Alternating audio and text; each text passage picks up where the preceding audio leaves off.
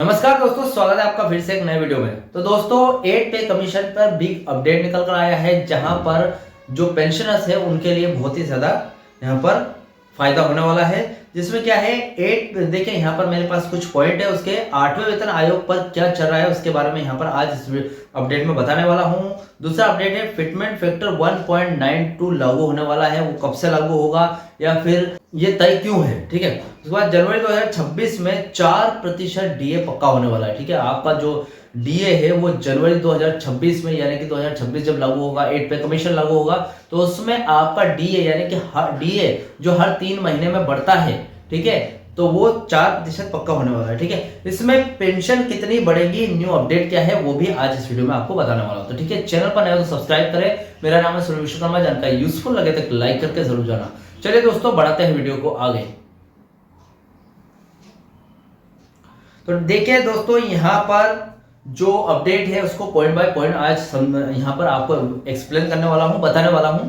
ठीक है, तो देखिए जानकारी है 8वें वेतन आयोग। पहला पॉइंट है हमारा 8वें वेतन आयोग यानी कि 8 सीपीसी पर क्या चल रहा है, वो फिलहाल की अपडेट क्या है वो जान लेते हैं। ठीक है, 8 सीपीसी की शुरुआत से लेकर अब तक की पूरी अपडेट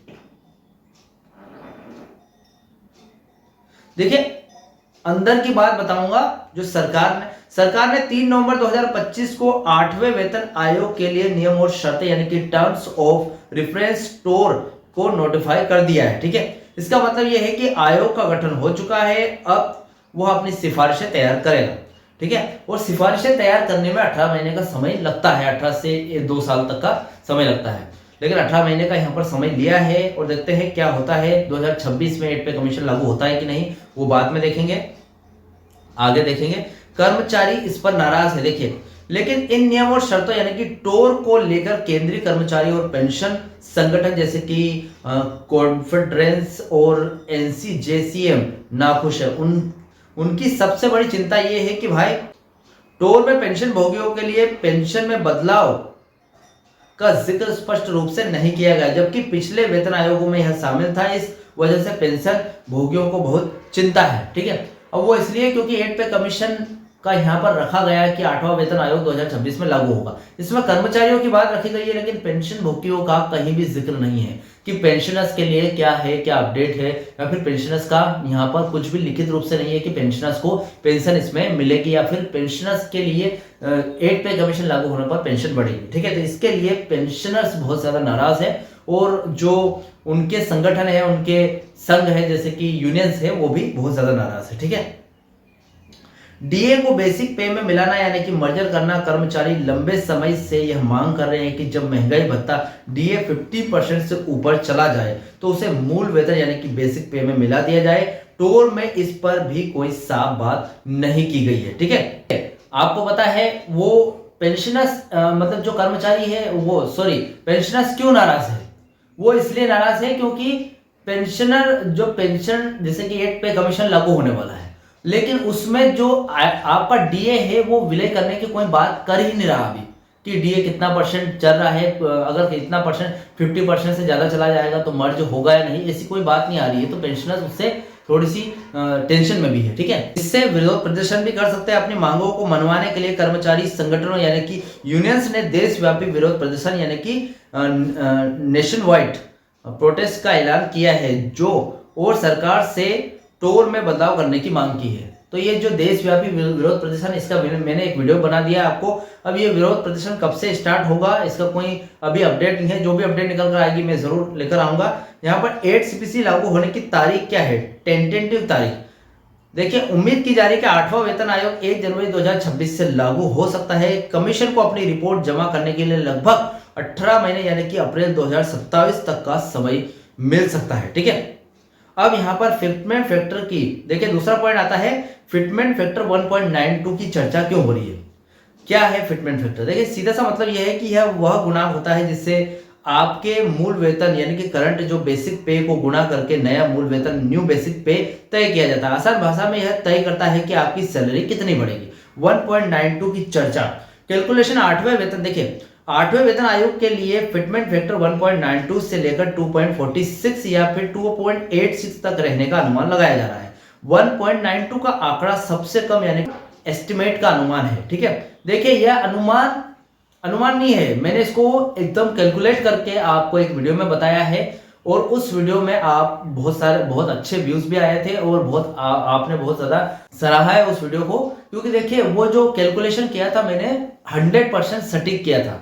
6 पे कमीशन से 7 पे कमीशन का डेटा निकल जाता है, जो 2.57 फिटमेंट फैक्टर लागू हुआ था 2016 में जब 7 CPC लागू हुई थी। ठीक है, उस टाइम 2.57 फिटमेंट फैक्टर कैसे निकल कर आया था, मैंने पूरा डेटा दे दिया। उसके बाद हमने 7 CPC के डेटा के हिसाब से 8 पे कमीशन का डेटा निकाला कि उसमें कितना फिटमेंट फैक्टर लागू हो सकता है, तो कितना निकल कर आया था 1.92। एक बार और इस बोर्ड पर मैं एकदम विस्तार से डिटेल तरीके से आपको डायरेक्ट बताऊंगा कि कैसे 1.92 निकल कर आया था, लेकिन अभी फिलहाल इस वीडियो में 1.92 निकल कर आ रहा है।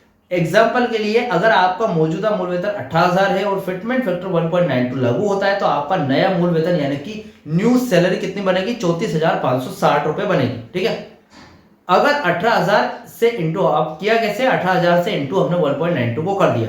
ठीक है, अब यहां पर कुछ मीडिया रिपोर्ट्स 1.92 की चर्चा है। देखिए कुछ मीडिया रिपोर्ट्स पर 1.92 की चर्चा है, और वो कैलकुलेशन 6 पे कमीशन, 7 पे कमीशन और 8 पे कमीशन का लगातार पुरानी परंपरा के हिसाब से चलता है। लेकिन कर्मचारी संगठन इससे ज्यादा की मांग कर रहे हैं। 7वें वेतन आयोग में जो फिटमेंट फैक्टर था वो 2.57 था। ठीक है, अब देखिए दूसरा पॉइंट, हमारा तीसरा पॉइंट आता है जनवरी 2026 से 4% डीए पक्का हो रहा है। वो क्यों हो रहा है वो देख लेते हैं। 4% डीए पक्का यानी कि अभी पक्का कहना मुश्किल है, लेकिन संभावना बहुत ज्यादा है। क्यों? क्योंकि महंगाई भत्ते डीए की कैलकुलेशन औद्योगिक श्रमिकों के लिए अखिल भारतीय उपभोक्ता मूल्य सूचकांक यानी कि ऑल इंडिया CPI-IW के आधार पर होती है।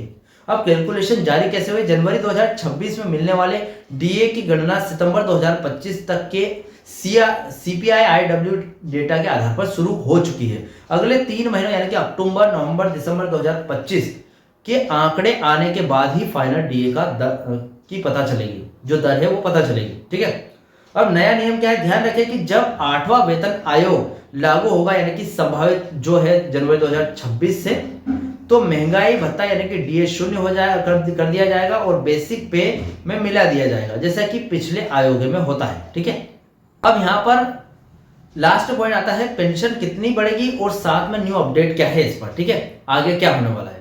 देखिए बढ़ोतरी का आधार क्या है, पेंशन भी फिटमेंट फैक्टर से ही बढ़ती है। ठीक है, अब संभावित बढ़ोतरी यदि 8वां वेतन आयोग लागू होता है तो एक अच्छा फिटमेंट फैक्टर मिलता है, जैसे कि 2.86, तो वर्तमान पेंशन 9,000 से बढ़कर 20,500 तक हो सकती है, या फिर 25,740 तक हो सकती है। ठीक है, अहम बात यह है कि हालांकि जैसे कि ऊपर बताया गया 8वां वेतन आयोग टोर में पेंशन रिवीजन को लेकर स्पष्टता की कमी है, जैसे कि पेंशन बढ़ेगा या नहीं, पेंशन में कितनी बढ़ोतरी होगी, पेंशन का 50% से कब तक विलय होगा, इसकी कोई बात लिखी नहीं हुई है। ठीक है, जिस पर पेंशन भोगी पेंशन भोगी यूनियंस ने काफी कड़ा विरोध किया है। अब आगे क्या है, कर्मचारी यूनियंस का विरोध और सरकार का उस पर जवाब अगले कुछ महीनों में महत्वपूर्ण रहेगा। सरकार को टोर में संशोधन करने के लिए कहा जा रहा है, ताकि पेंशन भोगियों की चिंताएं दूर हो सके और डीए मर्जर जैसी मांगों पर विचार हो सके। ठीक है, अब यहाँ पर पेंशनर्स से रिलेटेड अच्छी खबर है, अगर 8 पे कमीशन लागू होता है और पेंशनर्स को इससे फायदा होगा, लेकिन एक चिंता की बात यह है कि पेंशनर्स का कोई जिक्र नहीं किया जा रहा है। ठीक है, तो उस पर पेंशनर्स की चिंता है, और जो पेंशनर्स के यूनियंस है वो इस पर इसका कड़ा विरोध कर रहे हैं, प्रोटेस्ट कर रहे हैं कि भैया आप पेंशनर्स के, जैसे कर्मचारियों के हित में बात करते हैं वैसे पेंशनर्स के लिए भी 8 पे कमीशन में क्या रहेगा उस पर जिक्र करें। ठीक है, तो फिलहाल ये अपडेट थी 29 नवंबर 2025 की। इस अपडेट से रिलेटेड कोई भी डाउट क्वेश्चन वगैरह तो मुझे कमेंट बॉक्स में कमेंट कर सकते हैं। वीडियो अच्छा लगा तो वीडियो को लाइक कमेंट से जरूर करें। मिलते हैं दोस्तों नेक्स्ट वीडियो में। सी यू सून।